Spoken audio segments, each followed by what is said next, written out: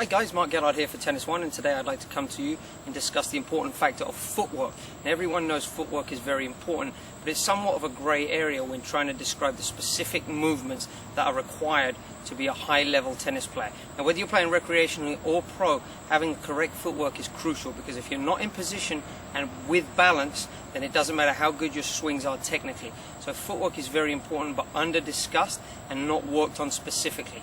Today I'm going to give you 3 very simple movements that you can incorporate into your training when you're playing.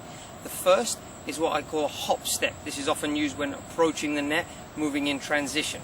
Very important way to move forwards in the court.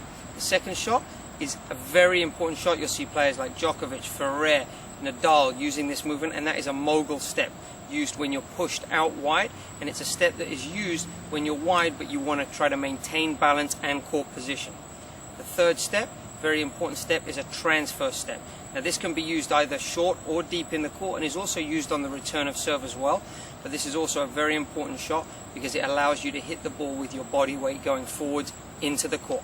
Take a look at these couple of movements here, and then we'll come back and discuss them in detail. Now, a lot of players struggle with transition when moving from the baseline through the court towards the net. The hop step is an ideal movement here in order to maintain balance but also keep your body weight moving through the shot. This is often used very well by Federer, Wawrinka and Murray. These guys are all excellent at this movement, and it's a very under-practiced shot but very important when trying to make your way to the net. Take a look at this demonstration.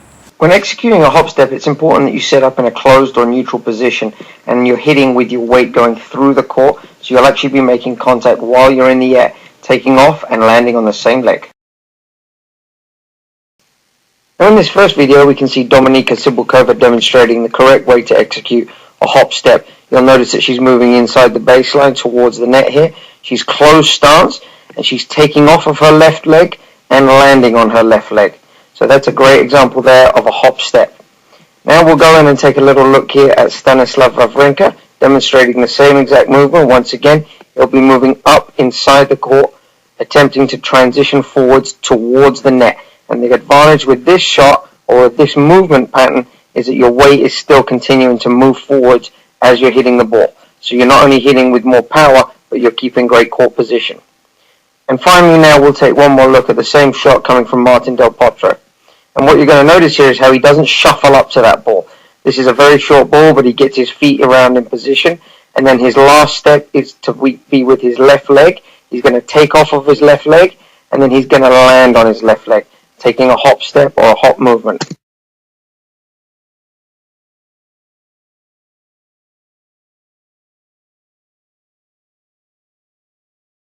Now with the Mogul Step, the great thing about this movement is that it allows you to hit the shot while in the air but maintain your balance after the shot so that you can recover.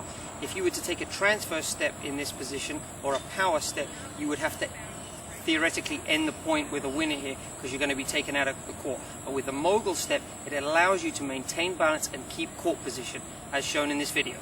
When executing a Mogul Step, it's important that as always you begin with your split step, and as you're wide you maintain strength on that outside leg because that's going to be your base of support. You're going to kick it out as you hit, so you'll notice I'm actually moving through the air as I'm swinging and making contact with the ball. Here we can see Novak Djokovic demonstrating a Mogul Step on the backhand side. You'll notice as he drives out towards the ball, he's going to plant his outside leg or his left leg down nice and firm to create a base. He's going to hit, and then he's going to land once again on that outside leg, creating a driving leg back to the middle. We'll see the same shot executed now on the forehand side by Novak. And once again, he's going to plant his outside leg down, hit, land on that same leg, and that will give him balance and a position to push for the next ball.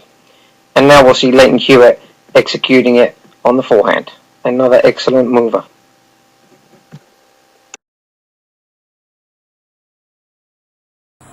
Now the third and final movement I want to discuss here today is the transfer step. This is a very important movement whether you're moving into the net. Different to the hop step. This could be used if you're pulled out of position. If the ball is short but wide, you're not going to be able to use the hop step as you're going to be hopping out of the court. The transfer step is executed by starting in an open stance position and then pushing into a closed stance onto the opposite leg. This also can be used on a high deep ball as well as a short ball, as we just mentioned, but also it's a very similar movement to the returner serve. So when practicing this movement, it's also a great way to improve your returner serve. Take a look, and this can be done on both sides, forehand and or backhand. With this transfer movement, you're going to start often more in a central location, but the key is that you're setting up open and landing closed. Here we're going to see Roger Federer demonstrating a transfer step from behind the baseline. You'll notice he starts in an open stance position and then pushes into a closed stance, landing on his left leg. That allows him to drive into the court.